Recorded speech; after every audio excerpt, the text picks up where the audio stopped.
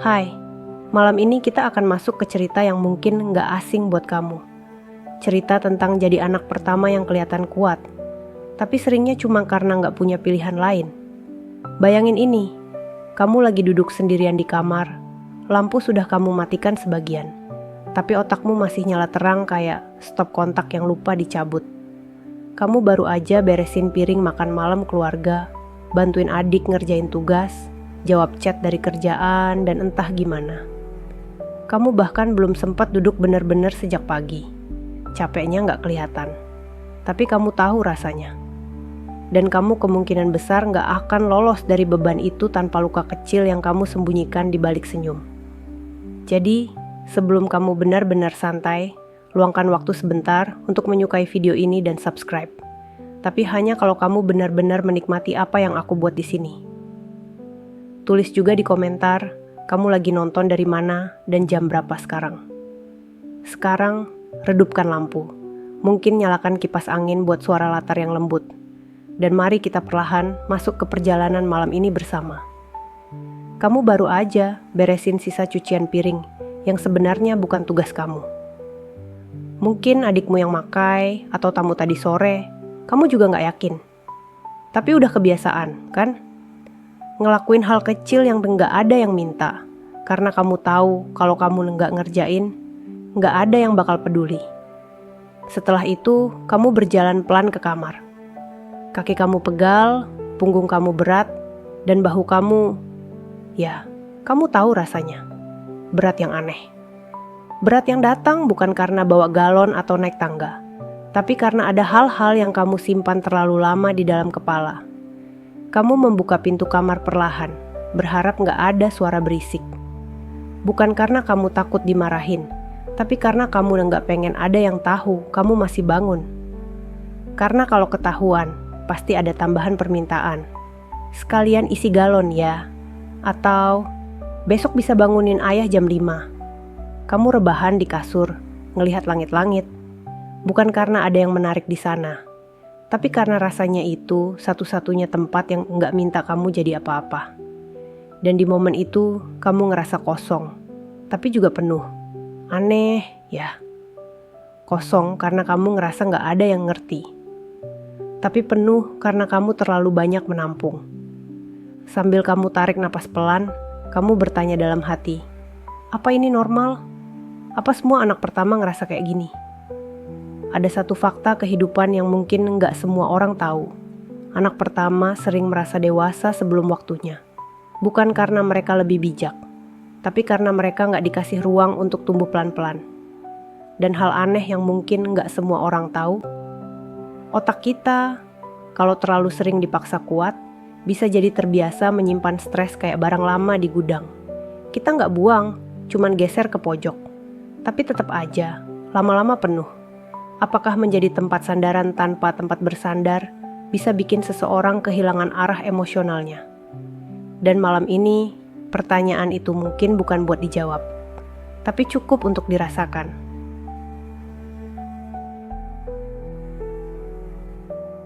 Kamu senyum di ruang keluarga sambil nonton acara TV yang kamu nggak ikutin dari awal. Bukan karena tertarik, tapi karena itu satu-satunya waktu kumpul yang tersisa. Tapi anehnya, saat semua orang kelihatan santai, kamu ngerasa makin sempit. Kayak lagi berdiri di tengah keramaian, tapi nggak kelihatan. Malam itu kamu sempat kepikiran buat cerita. Bukan cerita besar, cuma pengen bilang kalau kamu capek. Tapi kata-kata itu berhenti di tenggorokan, nyangkut di batas antara keberanian dan rasa bersalah. Karena dalam kepala kamu, langsung muncul suara. Masa gitu aja capek sih? Kamu kan kuat. Tapi di dalam hati, kamu cuman pengen ada yang nanya. Kamu capek gak sih? Bukan basa-basi, bukan sarkasme, tapi nanya karena beneran pengen tahu. Ada satu fakta kehidupan yang sering tenggak disadari. Semakin sering kamu terlihat oke, semakin sedikit orang yang berpikir kamu butuh ditanya. Seolah kamu udah dipatenkan sebagai anak kuat yang gak pernah goyah. Dan itu jadi masalah. Karena bukan cuma kamu yang percaya itu, tapi semua orang di sekelilingmu juga. Kamu pernah, kan, lagi sakit, tapi tetap harus bantuin adik ngurus tugas, karena kan kamu yang lebih ngerti, atau disuruh anterin mama ke pasar padahal kamu baru pulang kerja 2 shift. Terus kalau kamu nolak, kamu jadi merasa bersalah. Padahal kamu cuma pengen istirahat, seperti manusia pada umumnya. Kadang, kamu bahkan ngerasa salah waktu makan lebih duluan dari yang lain. Itu absurd, tapi nyata. Kamu merasa harus jadi yang paling pengertian. Kayak kamu dilahirkan buat ngerti semua orang, tapi nggak ada yang diajarin untuk ngerti kamu. Dan di momen kayak gitu, kamu mulai mikir, apa yang salah sama aku? Padahal, mungkin bukan kamu yang salah. Mungkin sistemnya aja yang terlalu nyaman menaruh beban di pundak kamu. Karena kamu jarang jatuh. Kamu inget gak waktu kecil, kamu diminta jaga adik waktu main di taman? Semua orang bilang itu hal biasa. Tapi dari situ, kamu mulai dilatih jadi penjaga. Tanpa upacara, tanpa medali, kamu langsung jadi kopilot dalam rumah tangga. Lucunya, kamu bahkan belum bisa pakai sabuk pengaman sendiri waktu itu. Hal anehnya, studi psikologi perkembangan anak menunjukkan bahwa beban tanggung jawab yang terlalu dini bisa membentuk pola pengasuhan internal yang keliru. Artinya, kamu tumbuh dengan ngerasa bahwa cinta itu harus dibuktikan lewat pengorbanan diam-diam. Apakah kamu boleh mencintai tanpa harus selalu berfungsi? Pertanyaan itu mungkin nggak akan langsung kamu jawab malam ini. Tapi kamu mulai merasa, kalau kamu terus-terusan diem, nggak akan ada yang tahu kamu butuh dipeluk juga. Jadi untuk malam ini, cukup kamu yang tahu, bahwa dalam diammu ada harapan kecil buat dimengerti, walau sekali saja.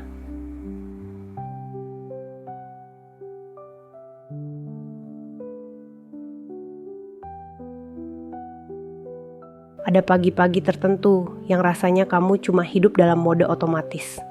Alarm bunyi, kamu bangun, nyiapin sarapan, kadang sambil setengah ngantuk masih sempat mikirin, apakah adik kamu udah nyetrika seragamnya? Kamu belum sikat gigi, tapi udah nyari dasi sekolahnya yang entah kenapa selalu hilang kayak pesawat tanpa jejak.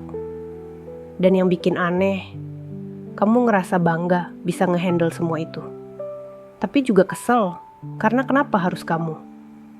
Di antara semua rutinitas itu, kamu sempat berhenti sejenak buat ngaca. Bukan buat gaya, tapi lebih ke ngecek. Masih ada kamu gak sih di balik semua peran itu?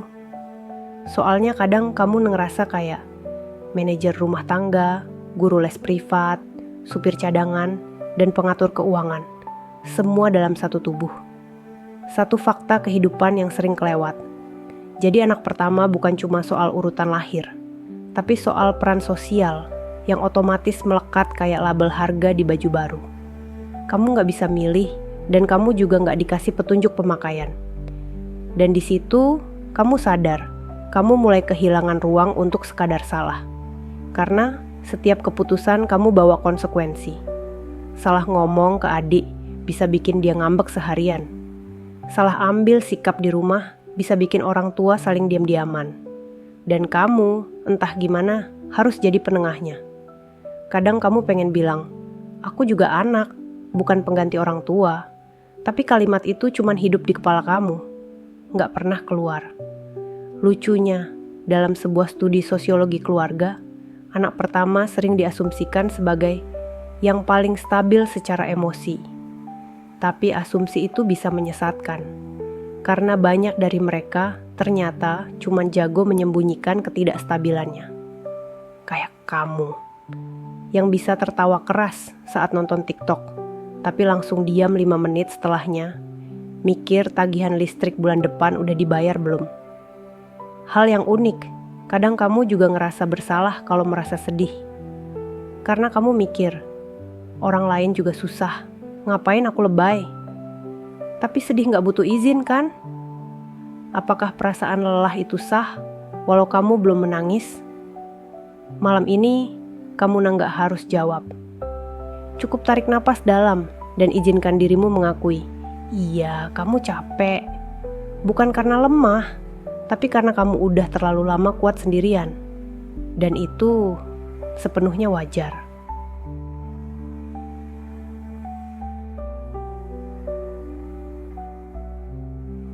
Malam tiba lagi, dan kamu duduk di jendela kamar, menatap jalanan yang mulai sepi.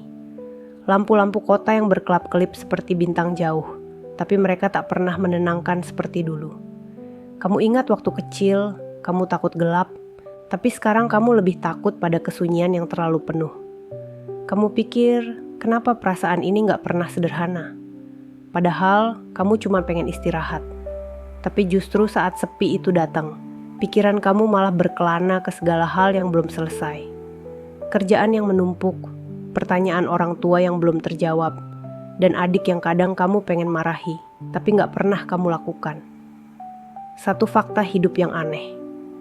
Anak pertama sering merasa harus jadi pembawa damai dalam keluarga. Walau kadang itu berarti menahan perasaan sendiri. Kamu sudah jadi saksi bisu, banyak drama keluarga yang terjadi, tapi gak pernah punya panggung sendiri untuk cerita. Kadang kamu ngelawak sendiri tentang ini. Kalau aku dapat royalti tiap kali harus jadi mediator keluarga, mungkin sekarang aku bisa beli rumah. Tapi ya, lelucon itu cuma cara otakmu biar gak terlalu stres. Tahukah kamu, penelitian psikologi keluarga menunjukkan bahwa anak pertama sering mengembangkan kemampuan empati yang tinggi, bukan karena dipaksa, tapi karena lingkungan yang menuntut mereka untuk baca situasi terus-menerus. Hal unik yang jarang disadari. Kamu bisa jadi ahli membaca ekspresi wajah orang, padahal kamu sendiri gak tahu apa yang kamu rasain. Ironis, kan? Pertanyaannya sekarang, apakah kamu bisa membiarkan dirimu sendiri untuk merasa cukup? Untuk gak selalu harus jadi jembatan penghubung. Kadang, malam seperti ini, kamu cuma pengen berteriak tanpa suara. Tapi kamu tahan. Karena kamu tahu, kalau kamu bersuara terlalu keras, itu berarti kamu bakal jadi berat bagi orang lain yang sebenarnya juga lagi berjuang sendiri. Mungkin itu yang bikin kamu merasa sendirian. Padahal, kamu tuh gak sendiri. Kamu cuma belum berani bilang. Jadi, tarik nafas pelan-pelan dan ingat, kamu berharga. Walaupun kamu kadang lupa untuk bilang itu pada diri sendiri.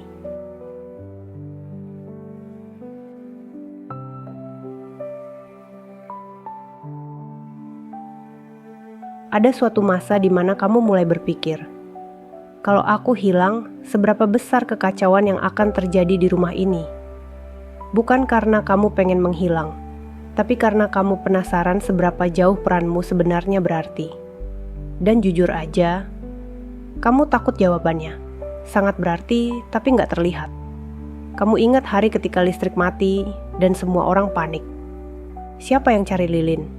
Kamu. Siapa yang ngecek meteran? Kamu. Dan ketika semua udah tenang, siapa yang tetap duduk di pojok, megang HP sisa 3% sambil mikir, gimana besok bisa tetap kerja? Ya, kamu lagi. Satu fakta yang kadang disangkal oleh orang lain. Anak pertama sering jadi infrastruktur darurat dalam rumah. Ketika sistem lain gagal, kamu yang harus tetap menyala, entah gimana caranya. Tapi, ini lucu sih. Kamu bisa panik saat nunggu balasan chat dari gebetan, tapi nggak pernah panik waktu harus ngatur keuangan rumah yang pas-pasan seminggu sebelum gajian. Ironi macam apa itu? Hal yang unik dan agak menyedihkan. Kamu lebih hafal tanggal bayar listrik daripada tanggal ulang tahunmu sendiri. Karena, ya, prioritas kamu bukan merayakan, tapi menjaga agar semuanya tetap berjalan. Di titik ini, kamu mulai sadar, kamu bahkan jarang nanyain kabar diri kamu sendiri. Kamu tahu semua kebutuhan keluarga, tapi lupa kapan terakhir kali kamu tidur nyenyak.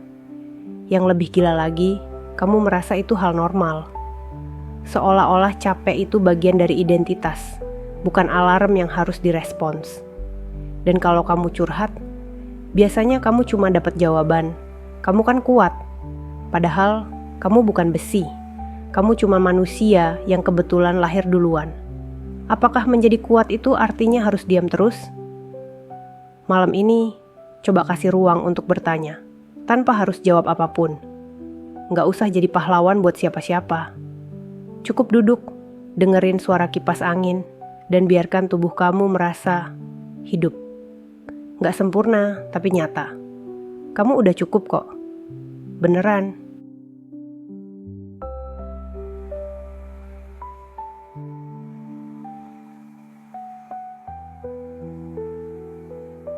Kamu ingat pertama kali kamu diajari untuk ngalah?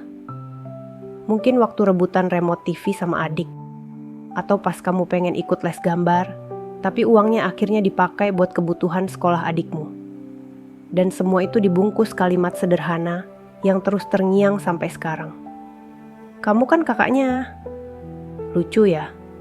Satu kalimat itu bisa jadi mantra sakti buat menutup semua diskusi. Kamu belajar dari kecil bahwa jadi anak pertama artinya ngalah. Bahkan sebelum kamu paham artinya apa. Ada satu fakta kehidupan yang sering diabaikan. Anak pertama biasanya sudah diajari untuk jadi dewasa sebelum waktunya. Bukan lewat teori atau buku, tapi lewat pengorbanan kecil yang makin lama makin membesar. Kadang kamu berpikir, apakah mengalah itu bentuk cinta? Atau cuma cara halus untuk membungkam kebutuhanmu sendiri? Soalnya, makin lama kamu merasa, setiap kali kamu ngalah, orang lain makin nyaman untuk nggak bertanya, kamu mau apa? Salah satu hal unik yang kamu sadari, di rumah, kamu sering jadi orang terakhir yang makan, yang milih kamar paling sempit, atau yang nggak beli baju baru. Tapi anehnya, kamu tetap bilang nggak apa-apa. Dan kamu heran, kenapa kamu bisa terus bilang itu? Kamu mungkin pernah baca bahwa otak manusia bisa terprogram lewat repetisi emosional. Semakin sering kamu diposisikan sebagai pengalah, semakin otakmu merasa itu satu-satunya pilihan aman. Tapi aman belum tentu bahagia, kan? Kamu mulai bertanya, apakah semua ini akan berlanjut sampai kapan? Sampai kamu pindah rumah? Sampai kamu nikah? Sampai kamu menyerah? Tapi kamu tahu satu hal, ada kekuatan yang lahir dari rasa lelah. Lelah yang cukup lama akan memaksamu menumbuhkan batas. Dan mungkin malam ini kamu sudah mulai menanam benihnya. Kamu pelan-pelan belajar bilang enggak. Bukan karena kamu jahat, tapi karena kamu manusia. Jadi, kalau besok kamu bilang, aku duluan ya makan, itu bukan pemberontakan. Itu langkah kecil yang penting. Dan kamu pantas mendapatkannya.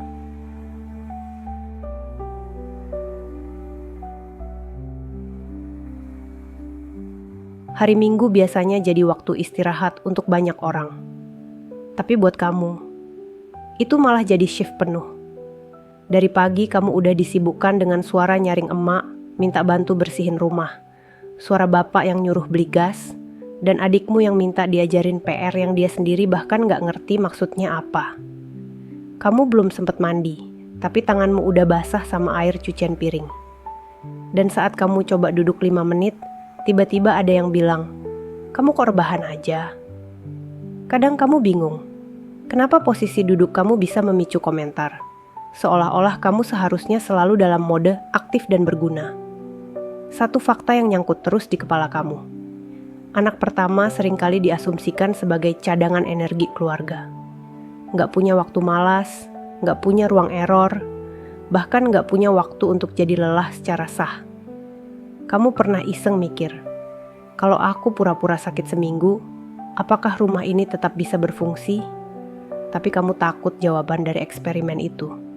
Jadi kamu tetap jalan. Walau dengan punggung pegal dan kepala berat, kamu terus ngikutin ritme yang bukan kamu yang ciptain. Hal yang cukup aneh. Kamu lebih hafal jadwal cuci mobil bapak daripada jadwal kamu makan siang. Kadang kamu bahkan baru makan jam 4 sore, sambil berdiri di dapur, numpang nyuap sisa nasi semalam karena malas masak lagi. Itu pun sambil mikirin, nanti malam masak apa ya? Pernah nggak kamu iseng membayangkan jadi adik bungsu? Yang bisa bilang capek tanpa disuruh jelasin kenapa. Yang bisa rebahan tanpa rasa bersalah. Yang kalau malas sedikit, nggak langsung dicap nggak bertanggung jawab. Apakah kelelahan kamu valid kalau nggak ada yang lihat? Malam ini, kamu nggak perlu jadi siapa-siapa. Nggak perlu jaga peran. Cukup jadi kamu yang lelah dan izinkan dirimu merasa marah sedikit. Bukan untuk dibalas, tapi untuk dikenali. Kamu bukan robot. Kamu manusia yang juga pengen diurus sesekali. Dan semoga besok ada satu orang yang sadar bahwa kamu juga pantas ditanya. Kamu mau istirahat dulu nggak? Ada hari-hari ketika kamu pengen menghilang dari grup WhatsApp keluarga. Bukan karena benci, tapi karena capek jadi tempat konsultasi gratis.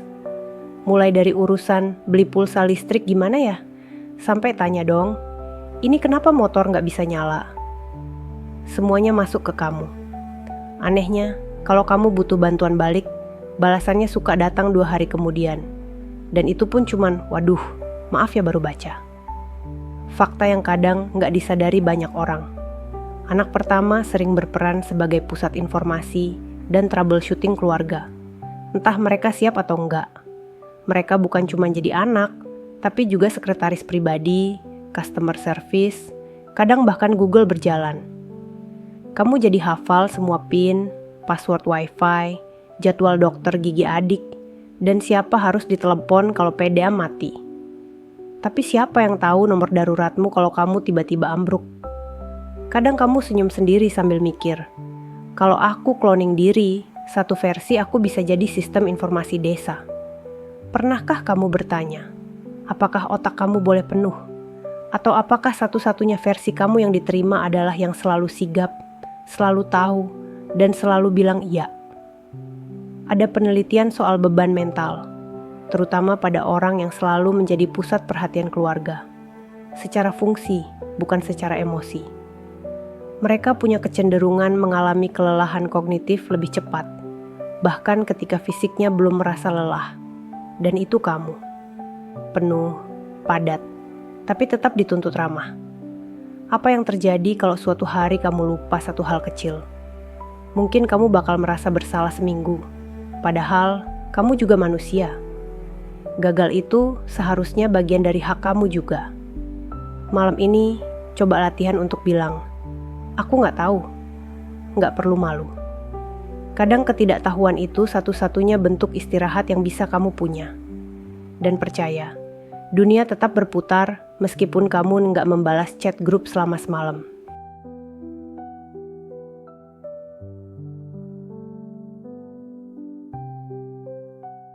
Kamu pernah punya mimpi yang kamu simpan lama banget? Yang kamu tahu nggak bakal bisa kamu kejar dalam waktu dekat, tapi tetap kamu rawat dalam diam. Mungkin jadi penulis, mungkin jadi traveler, atau mungkin sesederhana, bisa tidur 8 jam tanpa gangguan. Dulu, waktu kamu kecil, kamu pernah bilang pengen jadi sesuatu. Dan yang kamu dengar bukan wah keren, tapi jangan aneh-aneh, cari yang pasti-pasti aja. Sejak itu, pelan-pelan kamu belajar diam.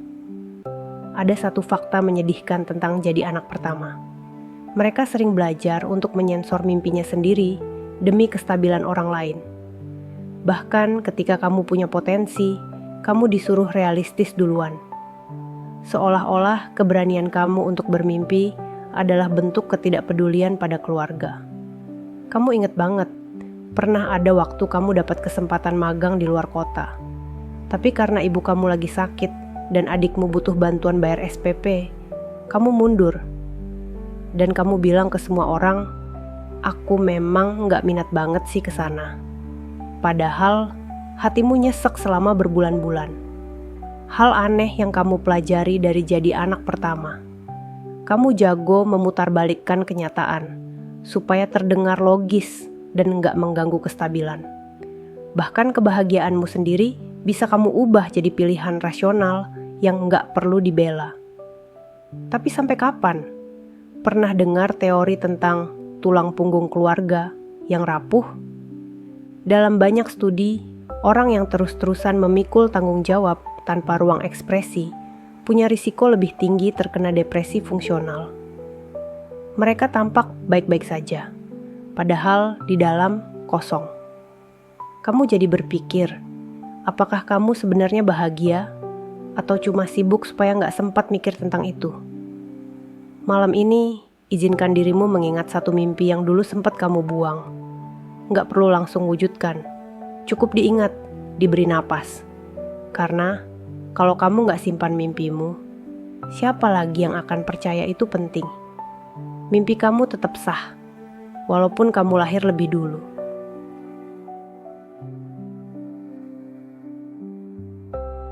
Ada momen-momen kecil yang nggak pernah kamu ceritakan ke siapa-siapa. Seperti malam ketika kamu diam-diam nangis di kamar mandi karena dimarahin bapak soal uang listrik. Padahal kamu baru aja mentransfer gaji pertamamu buat bantu bayar sekolah adik. Atau saat kamu pura-pura sibuk di kamar, padahal kamu cuma pengen menyendiri sebentar. Setelah seharian dikelilingi permintaan dan ekspektasi yang nggak henti-henti. Dan yang paling sering, kamu ketawa di grup keluarga, tapi tutup layar sambil nahan napas panjang. Karena kamu satu-satunya yang tahu kalau tabunganmu tinggal puluhan ribu. Fakta kehidupan yang terasa pahit. Jadi anak pertama itu seperti ikut lomba lari, yang garis finishnya selalu digeser lebih jauh setiap kali kamu hampir sampai. Kamu lari terus, berharap ada akhir, tapi yang ada cuma tepukan punggung dan ucapan makasih ya kak. Anehnya, kamu jadi ahli dalam menyembunyikan luka. Kamu bahkan bisa bercanda sambil patah hati.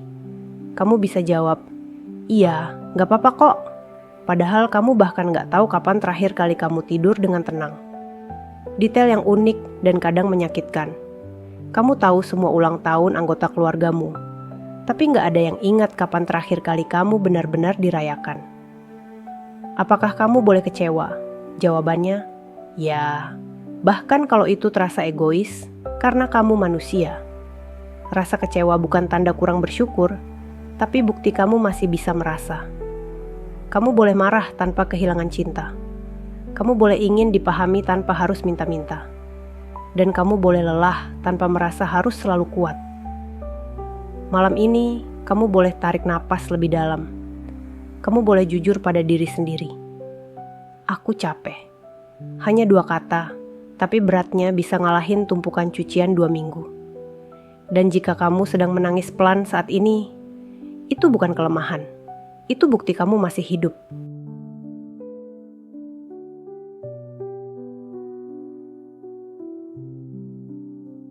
Ingat gak waktu kamu sakit demam 3 hari? Tapi tetap bangun pagi buat siapin sarapan, karena gak enak kalau rumah sepi. Kamu sempat kepikiran, kalau aku tumbang, siapa yang ngurus semuanya? Dan sedihnya, kamu tahu jawabannya. Mungkin gak ada. Jadi anak pertama kadang kayak jadi jaring pengaman hidup keluarga. Bukan karena kamu minta, tapi karena dari kecil kamu diajarin, jadi bisa segalanya.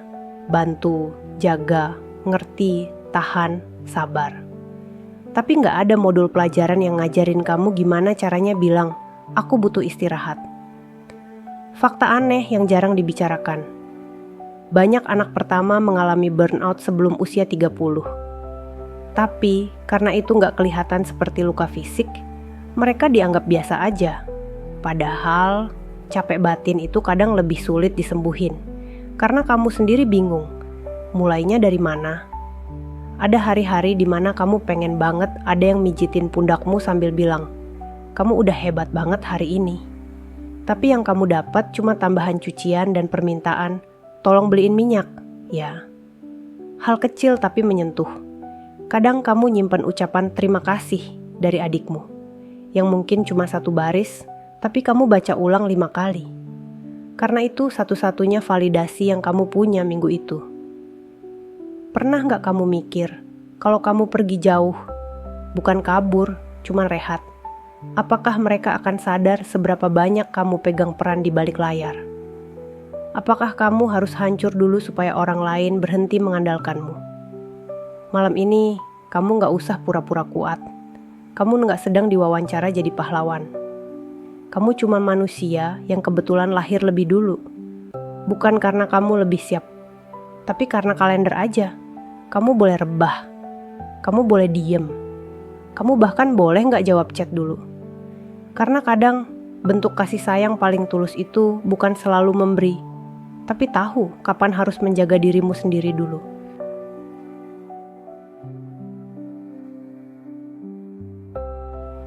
Kamu pernah duduk di pojokan kamar sambil nahan napas, karena suara dari ruang tengah mulai meninggi lagi. Pertengkaran orang tua yang kamu udah hafal polanya. Mulai dari nada pelan, lalu nada tinggi, lalu suara pintu dibanting. Dan kamu, seperti biasa, jadi jembatan diam yang harus tetap kokoh, walau hati kamu goyah. Jadi anak pertama artinya kamu kadang jadi penengah, kadang jadi pengamat, kadang juga jadi pelindung. Bahkan sebelum kamu ngerti soal emosi, kamu udah belajar menenangkan orang lain. Fakta kehidupan yang cukup menyayat. Banyak anak pertama belajar mendewasakan diri lebih cepat, bukan karena keinginan, tapi karena keadaan yang memaksa. Kamu belajar mengenali suasana hati orang tua lebih dulu daripada mengenali emosimu sendiri. Kamu jadi tahu kapan harus bercanda untuk mendinginkan suasana, kapan harus diam supaya nggak memperkeruh. Dan itu melelahkan, karena kamu memendam terus-menerus sambil berpura-pura baik-baik saja. Hal absurd yang kamu sadari belakangan. Kamu bisa tahu kapan adikmu sedih hanya dari cara dia menutup pintu kamar. Tapi kamu sendiri sering bingung membedakan antara sedih, cemas, atau cuma lapar. Kamu jadi pengingat semua, penjaga suasana, bahkan penyaring konflik. Tapi siapa yang menyaring tekanan dari dalam kepalamu? Pernahkah kamu nanya, apakah normal kalau kamu sering mimpi kamu pergi jauh dan nggak balik? Atau kamu ngebayangin dunia di mana kamu bukan siapa-siapa, nggak harus jadi apa-apa, cuma jadi? Ada studi yang menyebut, anak yang tumbuh dalam lingkungan penuh tekanan emosional punya kecenderungan mengembangkan mekanisme pertahanan ekstrim. Mereka bisa tampak sangat tangguh, padahal itu topeng rapuh yang siap retak. Malam ini, kamu boleh istirahat dari peran itu semua.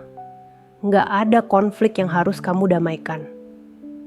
Nggak ada wajah yang harus kamu senangkan. Nggak ada yang perlu kamu sembunyikan. Karena untuk malam ini, cukup jadi kamu. Dan itu sudah lebih dari cukup.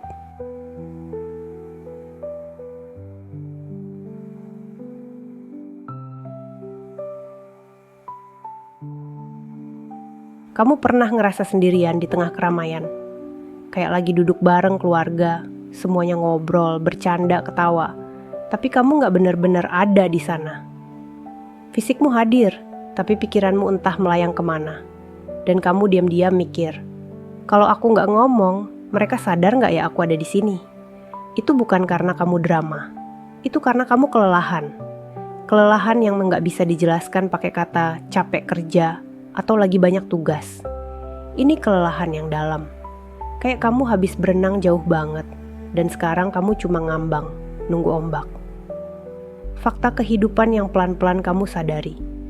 Semakin kamu dewasa, semakin kamu ngerti bahwa banyak keputusan hidupmu bukan soal keinginan, tapi soal kebutuhan.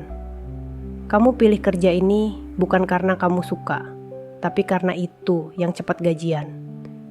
Kamu tinggal di kota ini bukan karena nyaman, tapi karena dekat dengan rumah orang tua. Dan kamu kadang iri sama temenmu yang bisa ambil cuti buat healing. Sementara kamu harus mikir 2 kali buat beli boba. Ada detail unik yang bikin kamu tersenyum getir. Kamu masih simpan barang-barang kecil yang dikasih adikmu. Gelang karet, origami bentuk hati, sticky note dengan tulisan, "Makasih udah bantuin PR." Karena itu pengingat bahwa kamu berarti, meski kadang enggak terdengar. Apakah kamu pernah berpikir, kalau aku nggak ngurusin semua ini, apa dunia mereka akan kacau? Dan itu beban besar, karena kamu nggak tahu harus bangga atau sedih karena merasa segitu pentingnya. Malam ini, kamu nggak perlu jadi penting, nggak perlu jadi pusat, nggak perlu jadi kuat.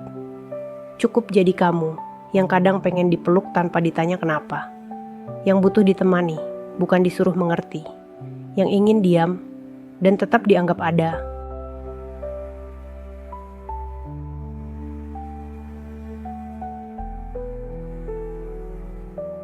Pernah nggak kamu duduk di angkot atau bis, lihat keluar jendela, dan tiba-tiba kamu pengen turun di tempat asing dan mulai hidup baru? Bukan karena kamu benci hidupmu sekarang, tapi karena kamu lelah jadi versi yang semua orang butuhkan. Versi yang sigap, versi yang ngerti, versi yang jarang marah, versi yang selalu ada, tapi lupa jadi versi yang bahagia. Fakta hidup yang terasa seperti rahasia umum. Anak pertama sering merasa bertanggung jawab atas kebahagiaan orang lain, tapi jarang ditanya soal kebahagiaannya sendiri. Dan ketika kamu bilang, "Aku lelah," reaksi yang kamu dapat kadang bukan pelukan atau pengertian, tapi justru perbandingan. "Kamu masih mending," katanya. Padahal kamu gak pernah ikut lomba siapa yang paling sengsara. Hal aneh yang mulai terasa normal. Kamu lebih gampang menenangkan orang lain daripada menenangkan dirimu sendiri. Kamu tahu kalimat yang bikin orang lain tenang, tapi kalimat itu gak mempan kalau kamu ucapkan ke cermin.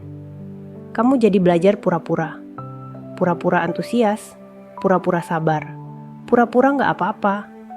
Sampai kamu yang gak yakin lagi, kapan terakhir kali kamu benar-benar jujur pada dirimu sendiri? Apakah kamu harus mengalami breakdown dulu supaya orang mulai sadar kamu butuh ruang? Apakah kamu harus menghilang sebentar supaya mereka kangen? Tapi kamu tetap bertahan. Mungkin karena cinta, mungkin karena tanggung jawab, atau mungkin karena kamu belum menemukan cara untuk benar-benar istirahat. Tapi malam ini, kamu boleh diam lebih lama dari biasanya. Tarik napas panjang, lihat sekeliling kamarmu, dengar suara kipas atau kendaraan jauh di luar sana. Itu dunia yang tetap berjalan walau kamu berhenti sebentar. Dan kamu, meskipun lelah, tetap punya hak untuk istirahat tanpa rasa bersalah. Karena jadi anak pertama bukan berarti kamu harus jadi yang paling kuat setiap saat.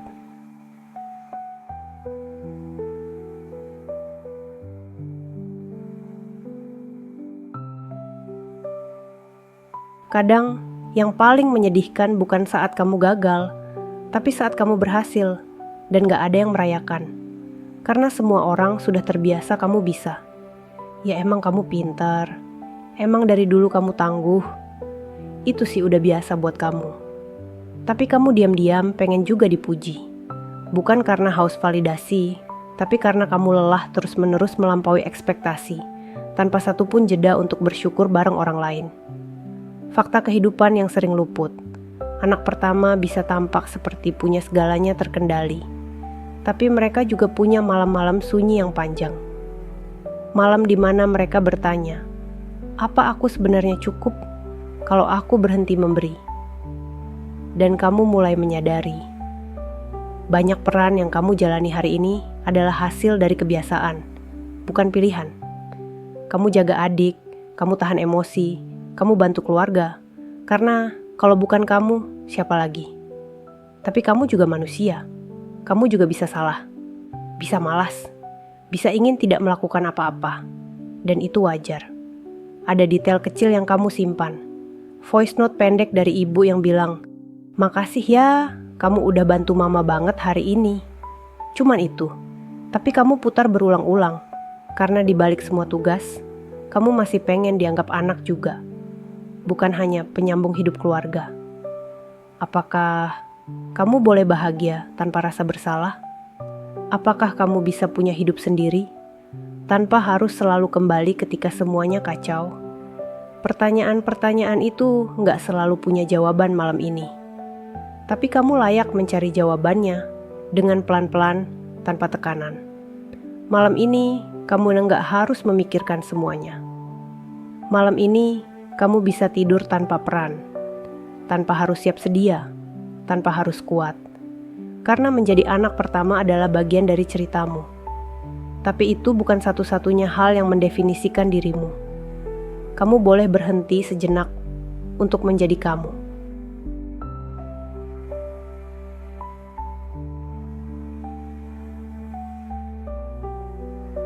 Sekarang, biarkan semuanya melambat.